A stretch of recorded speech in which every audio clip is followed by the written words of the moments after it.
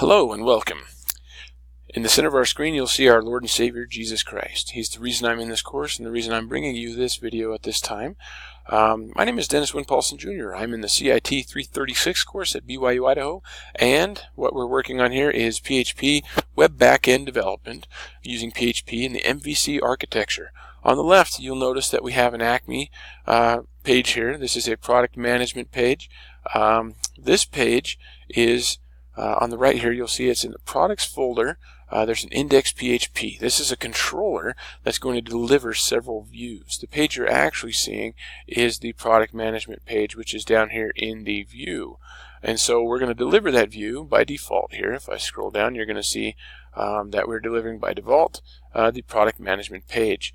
Now when we scroll back up here in our controller, I want you to first notice that we have included some models and functions from the library and different model files in our model folder to provide and supply functions and other things that we're going to need to make our controller work. Here we have the nav list, which is doing our navigation up here on the top. That's provided from the categories, and also we're using those same categories to generate a category list for a select list in a form, which we'll get to here, that the controller is going to provide later. Then we're going to take essentially what we're doing is we're making an action variable.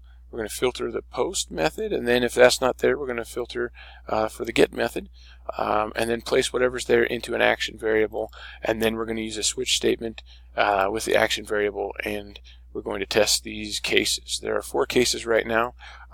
These are getting us from this page over to our new category view and our new product view. So without further delay, let's go over to new product first.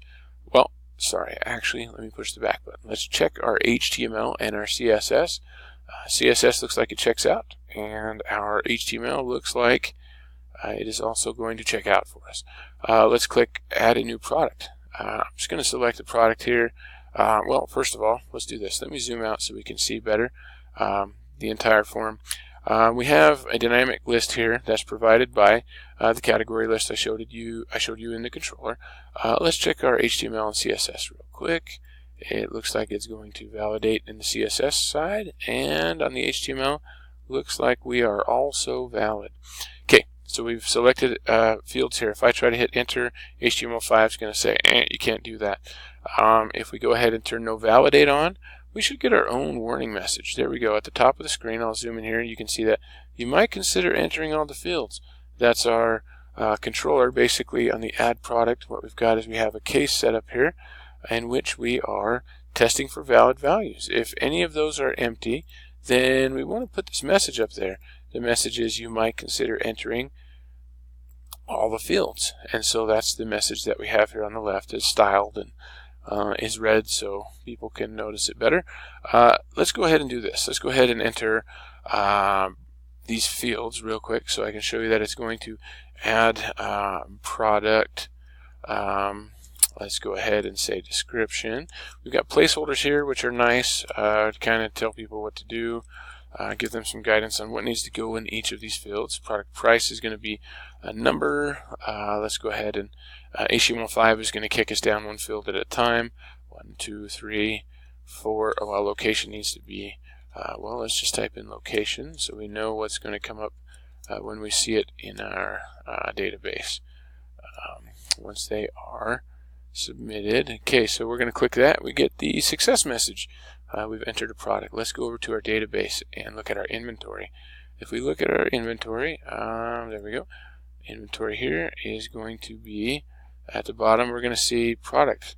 Let's go ahead and delete these here. That was some test stuff. So product 20 is index 25 here, or ID 25, and we've got all these inserted into the database. I'm going to delete that because what I want to do is show you that this works. And so now we're going to type in new product name, and then we'll do the same thing: description, image, thumb, and well, let's see, price. I was just thinking there for a second, it might be nice to go ahead and show you at the same time that when we add categories, that our categories are also going to show up in our category list. Because here we just have 5 categories. Let's go back over to our, let's do this. Let's go back to our controller in the products folder, and let's go add a category. Category needs to be checked for valid HTML and CSS. There's our CSS. Let's check for valid HTML. There's our valid HTML. Let's go ahead and add a category. Let's just call it new category. Now that wasn't there before, so when we click this OK, we should be able to go back to our controller now, over to add a product, and that new category should show up in our list of categories. There it is, new category. So now we have 6 options. So let's select new category, and we'll go product name, description, image, thumbs. Let's go price. Let's go ahead and do location, vendor, if I can spell here, vendor, and then we'll just type in style for style. Now this should add to the new category a new product. When we click this, looks like we get a success message. You've successfully entered the product. Let's go over to our database and refresh here in our inventory, and at the very bottom here you'll see ID number 26, product name is our new product. So we've successfully added a new product.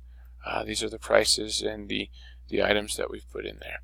And the category ID, you'll notice, is 20.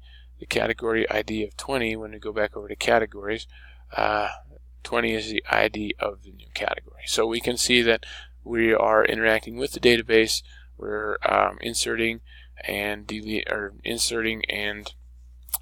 acquiring category and product information. All this comes through our controller, and our controller has the 4 case statements in which delivers each of the appropriate views. I appreciate your time and for watching this, and have a good day and God bless.